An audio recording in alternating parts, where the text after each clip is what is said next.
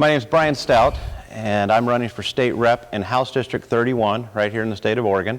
House District 31 comprises all of Columbia County, where we're sitting right now in the heart of Columbia County. It also comprises a little bit of Multnomah County and a little bit of Washington County. Currently, in this district, we have had a sitting Democrat who's been here for over 16 years. He was running unopposed in the 2018 election cycle. The powers to be didn't really want to touch that race. They just want to leave it alone. And so he's not a problem. He'll vote our way. We need him to vote our way. He'll do this. We can do this. They can kind of control him a little bit. And I looked up and said, nope, we got a problem here in this state. In Oregon, we have a supermajority now. The Republicans have lost any voice in Salem whatsoever, which means we have lost our voice in Salem completely. Currently, I think everybody's experiencing that now with Kate Brown, our governor, and Peter Courtney and Tina Kotek, and the stuff they're doing in Salem and what they're doing to everybody in the state. And there's literally nothing we can do to stop it. We don't have the people there to slow it down. So we ran in 2018 on a small budget, kind of late in the race, and lo and behold, we came very close to taking out a... So this is the second time you've run? So this is the second time, yes, thank you. This is the second time we've run. After we came out of that, the feedback from the community in the county and the people in this district were like, you have to do this again. You almost got it done. We need you there. And after lots of thought and lots of prayer and discussion, we said, okay, let's do it. So we kept our foot on the gas and we filed and we ran again. And so here we are. We just won the primary race. We had a challenger, won that handily, and on we go to November against my opponent again. So we're not doing it for me. We're doing it for the people of this state. My hope and my goal is that not only will good Republicans, even good Democrats for that matter, but right now we have a problem with an imbalance. We need Republicans there. We need good Republicans there. We need another 5 or 6 in the state to fix the supermajority problem. So at least there's balance. And I really think that's what... How many would it take?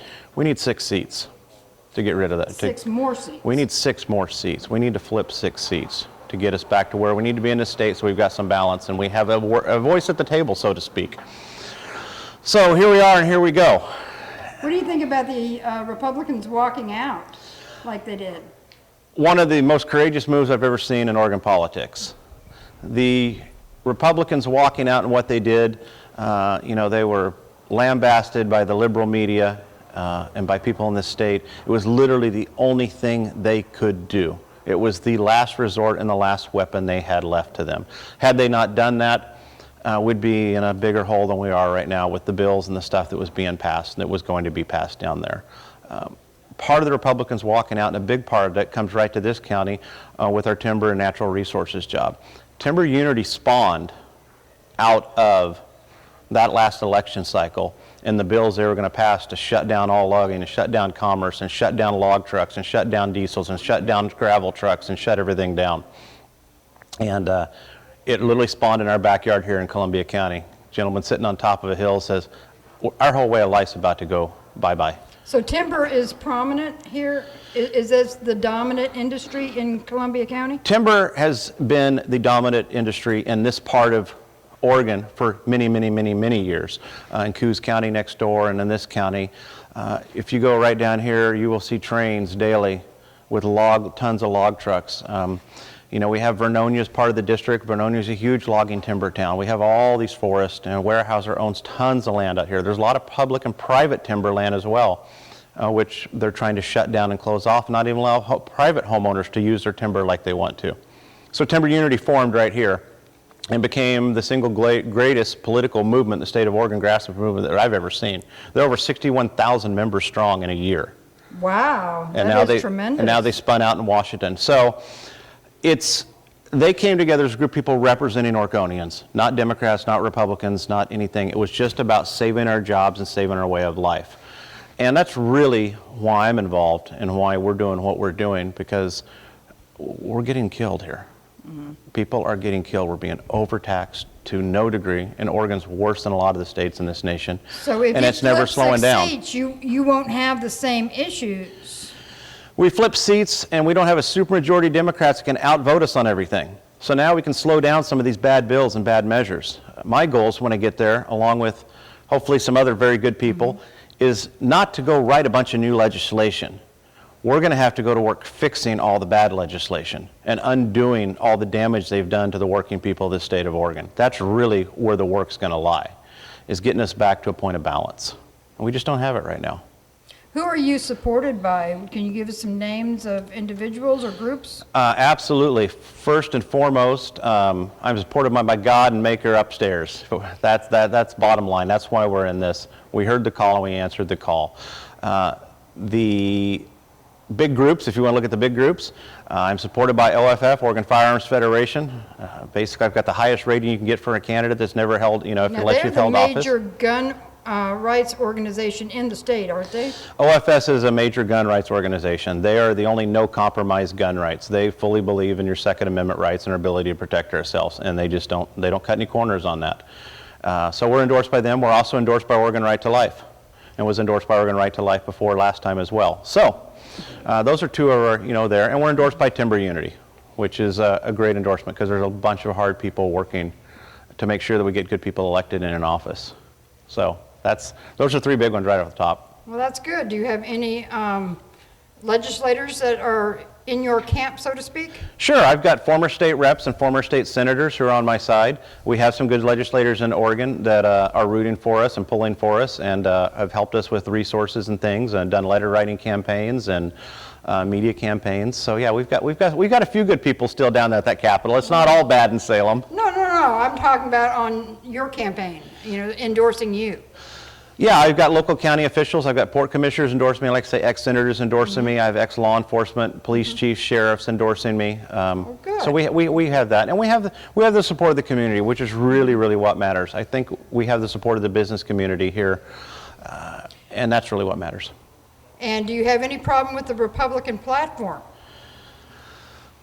We all have problems with every platform. Right, but in Idaho, the reason I ask, in Idaho, they're having a lot of issues with candidates not conforming to the different platforms at all, or very little.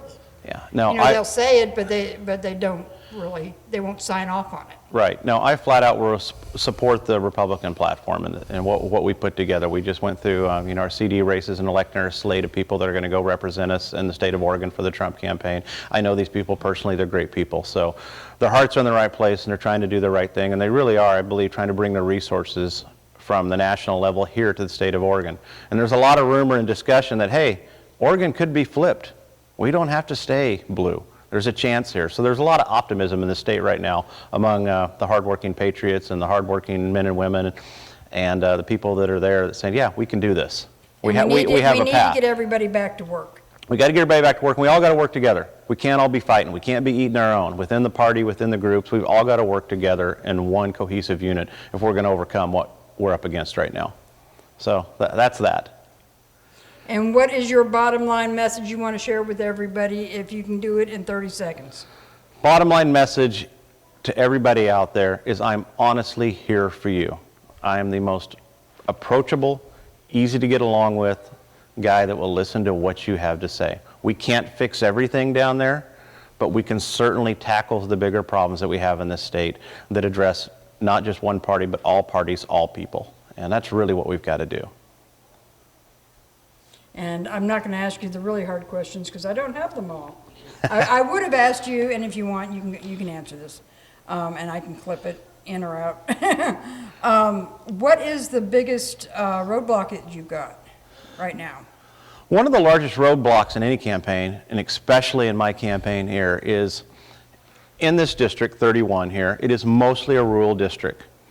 But the way that we have drawn the lines and the borders in this state based upon numbers, they have drawn them in such a way that where we're outnumbered with the Democrats, they've drawn those areas into the district. So we have a district now that it's mostly all rural, but we have this mass population in part of Portland, which is Multnomah County, and part of Washington County that skews those numbers. So the challenge is to get to those people out there, and they understand that, it's not. Could that be solved by redistricting after the census? The redistricting is a big, big issue right now. We are going to get redistricting after the census. Columbia County, which is just part of this House district, is a red dot. We are a conservative red Republican dot. We have elected conservative candidates at every level. Past candidates have run have done well in this district. We're a target here. The redistricting process and the way it works, there's a group of people down there, and the ruling party in charge, currently our Democrats, really are the ones that have the control on drawing all those lines and redrawing all those lines. And if we think that they're somehow not going to add more of the Portland elites into this rural district, we're sorely mistaken, because it will happen. And it will be very, very difficult for this district to ever elect a Republican candidate or a conservative candidate again out here.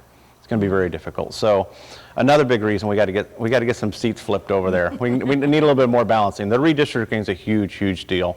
Currently, we have an initiative petition here in Oregon. It's a nonpartisan petition to take that process away from the political class. Really? To give that process back to the people. And the initiative petition out there on social media is People Not Politicians. And it's supported by all parties, all different types of people across all types of borders, all kinds of races, all types of political affiliations, where it's an independent process of the people to decide what do those districts look like, which takes out that, hey, I want to make this district something that we can guarantee we always get a certain type of person elect in that district. So it's a huge deal in Oregon right now. Their petition signatures, I think, are done this month, so we'll see if they get the signatures and get it on the ballot in November. I'm hoping they do. Because I think the people of Oregon they know what's going on. They know how the game's played. So it's time to take that process out of the politicians' hands. So that's a big one. Brian Stout, you're running for which seat again? It's House District 31. House District 31. State Rep, House District 31. Yep. So Thank you. appreciate it. Thank you, Sherry. It's been great. Thank you, Brett. Now,